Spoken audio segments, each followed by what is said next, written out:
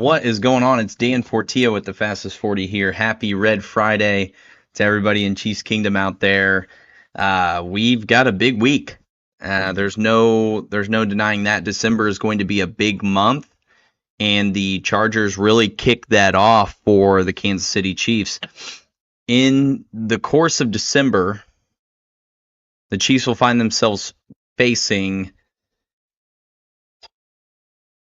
three playoff teams, starting with LA, current playoff teams, that is, and it will kick off a 3-game and 10-day stretch starting the following week with the Cleveland Browns. So a lot riding on this game because really it's their last regular preparation week before going into that stretch of games. So a lot riding on this in terms of number one overall seed, the ability to hold on to that. The divisional title could come down to this game.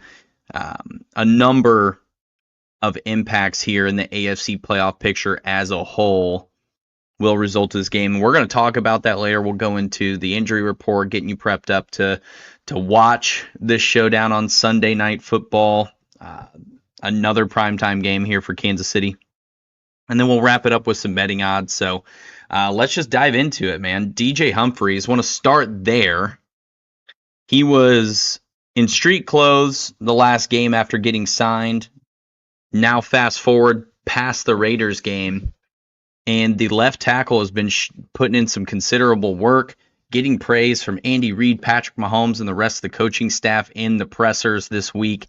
And it is common knowledge at this point that DJ Humphries will be relieving the other two tackles of their starting duties and taking over things from that position. So I personally am excited to see what he's doing. He's getting some really great praise.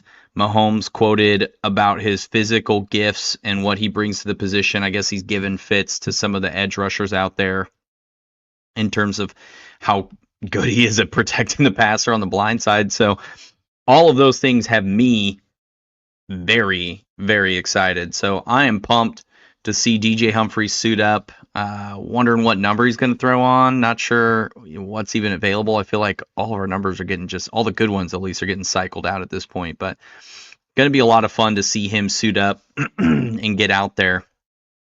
And just see what he's got, man. He's getting a pretty generous salary for, where we're at in the season.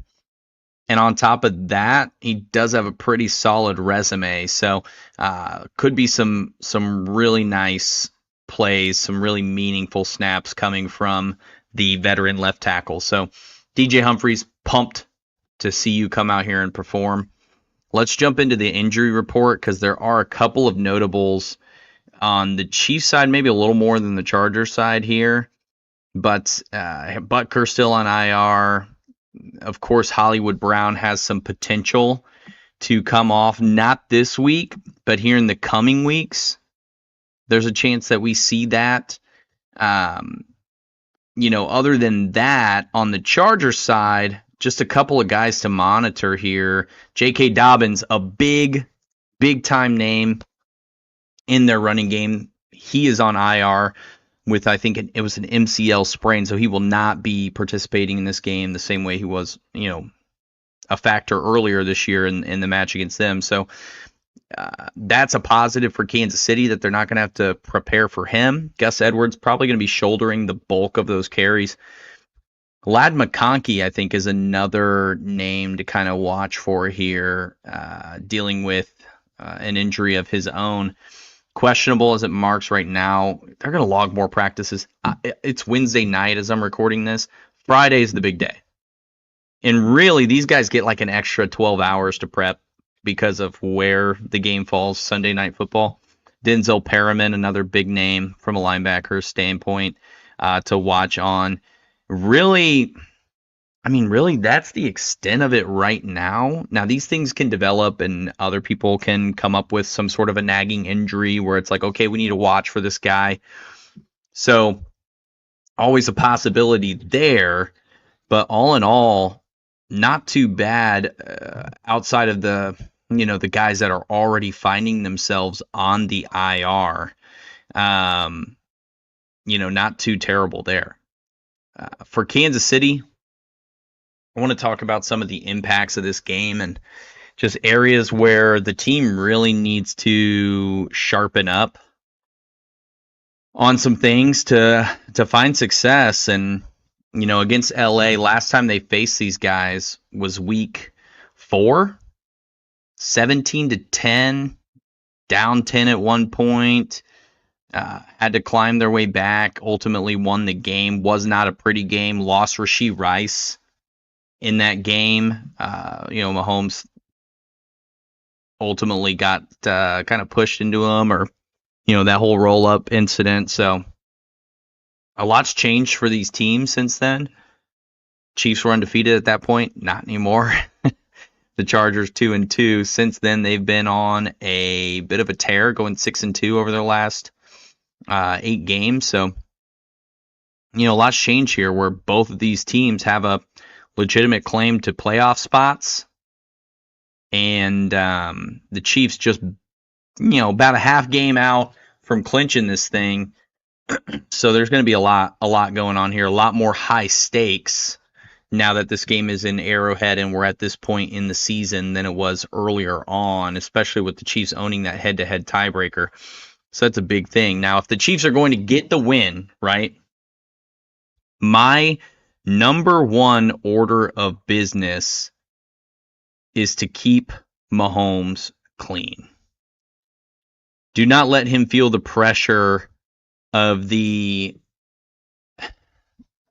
defensive linemen that he felt in the previous games.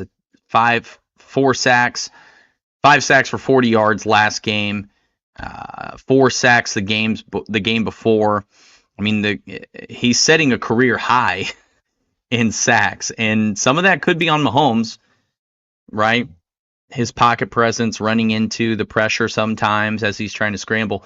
But I would give a lot more of that credit to the left tackle situation. I think most folks would, whether you're a casual fan or whether you've been analyzing the game for decades. The left tackle has been an area of concern. And a lot of times it's causing these media, talking heads to kind of, push the message that the Chiefs are going to get bounced early in the playoffs. So keep Mahomes clean, man. Make that guy feel comfortable. DJ Humphries is going to be big about that. Joe Tooney moving back to his natural position at left guard.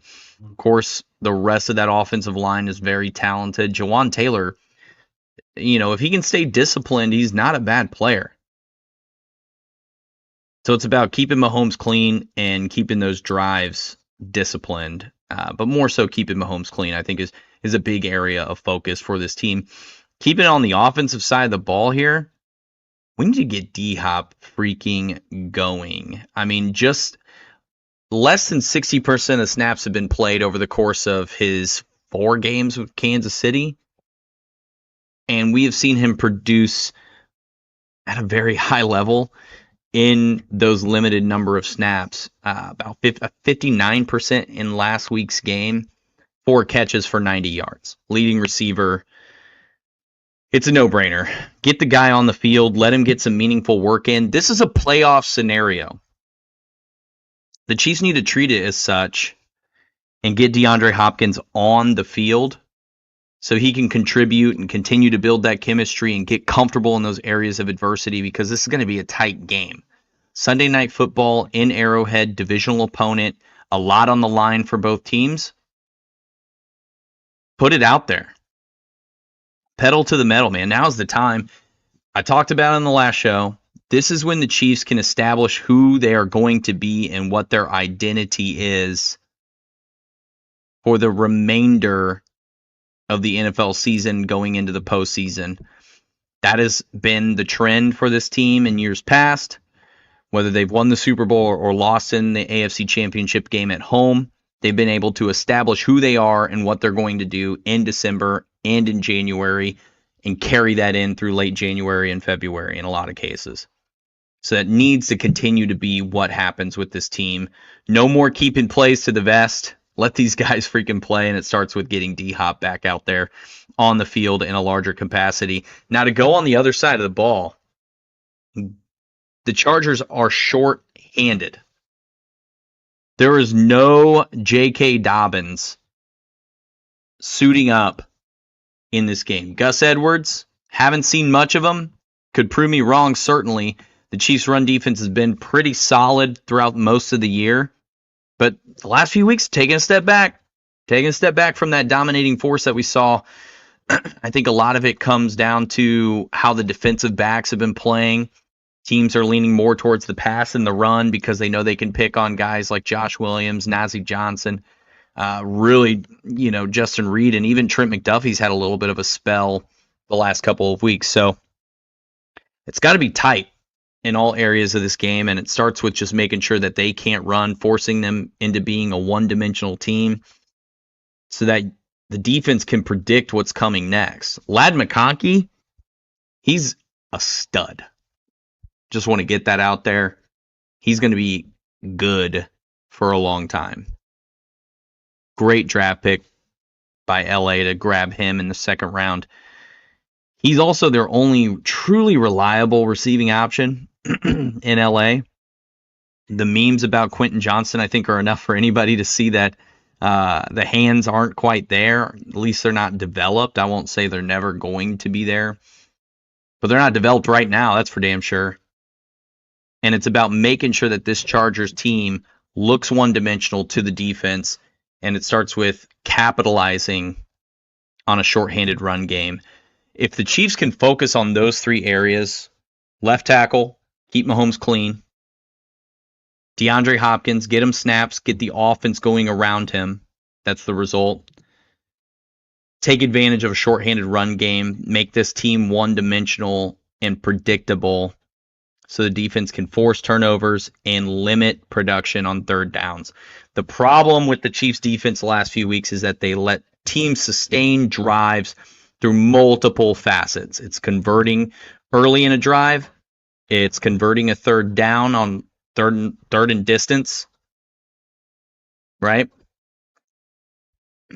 And it's also committing penalties in the areas in which they can stop people. And that's on the offensive side too, the discipline side. But on the defense, you got to keep that thing tight. Have to. It's a must. So, the Chargers, they're not going to just roll over in this game. It's going to be a lot going on here, and it's because of the playoff scenarios that I've mentioned. Really, the Chiefs have a chance to clinch the AFC West for the 9th consecutive year in Arrowhead with a win. It would effectively close off any other teams, Chargers are the closest, from surpassing them for that title. Head-to-head tiebreaker would be sealed up, nice and tight. With a win, the Chiefs would also maintain their grip on the number one seed and home field advantage throughout the playoffs. Buffalo on their heels, just a half game back technically. Buffalo has the head-to-head. So the Chiefs really have to keep it tight here in this game and make sure they're getting a dub. I mean, Pittsburgh's not far behind, and there's a game left against them on the calendar. The Houston Texans, while they're 4 games back, don't see them passing the Chiefs. That is another game that is still on the calendar, and the Texans have quality wins, including one over Buffalo. So those are all things to really take into account here as the AFC picture starts to form and take shape. The rest of the games this weekend, you got Pittsburgh and Cleveland. In Pittsburgh, I think they have a really solid shot at sealing that up, getting to 10 wins, and just keeping right on the heels of Kansas City. Buffalo travels to LA to take on the Rams. Not a gimme game here. Not a gimme game for Buffalo, but not shocking if they get a win. Baltimore, Houston on byes, so things are going to level out a little bit with the standings here, with them being out this week. Broncos on a bye as well, if you want to just talk about all the playoff teams on byes. Broncos holding that 7 seed, and really with those bye weeks, neither Indy, Miami, or Cincinnati really have a chance to take that spot with them being off that week. Cincinnati game against Dallas. If Cincy loses that game, they're effectively eliminated.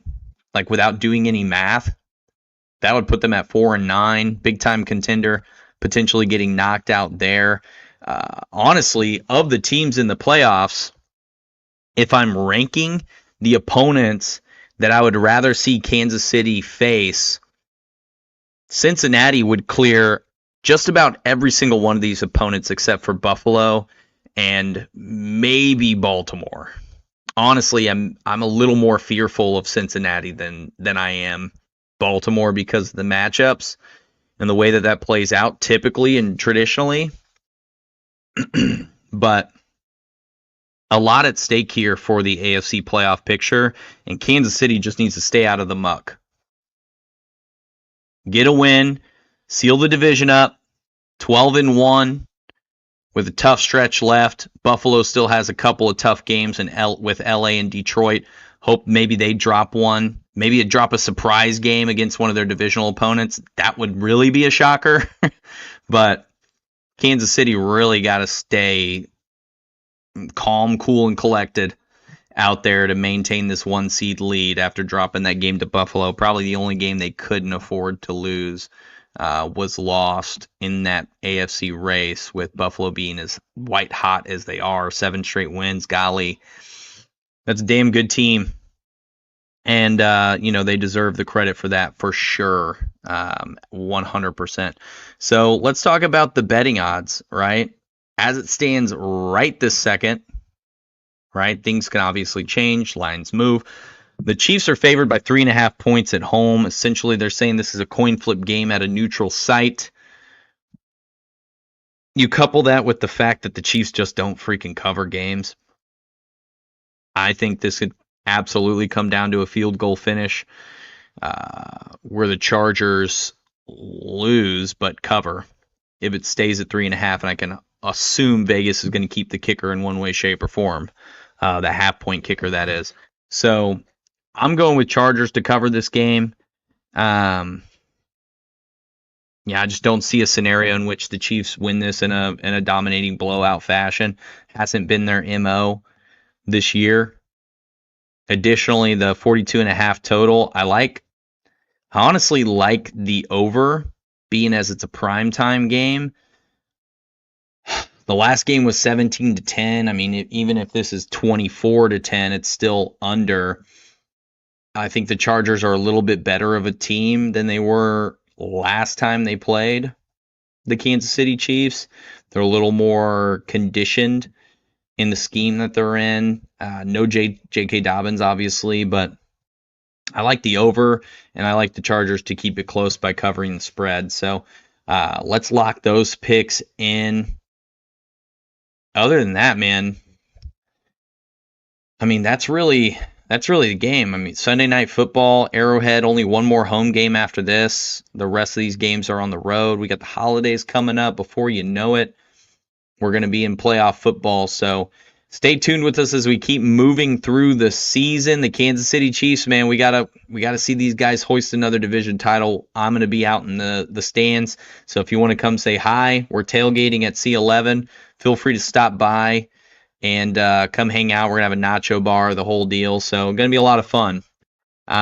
Chiefs Kingdom, I love you. I appreciate you. I hope you stay warm this weekend. Enjoy the game, and go Chiefs, baby. Follow the show at @thefast_40 on X and IG. Of course, you can follow me at Dan_TF40. And next time we come out here, it'll be Trey and I giving you a preview for the Cleveland Browns on the road December 15th. So actually, we'll be recapping this game and then doing the previews. So it's going to be a lot of fun wrapping up the rest of December and going into 2025. Love you.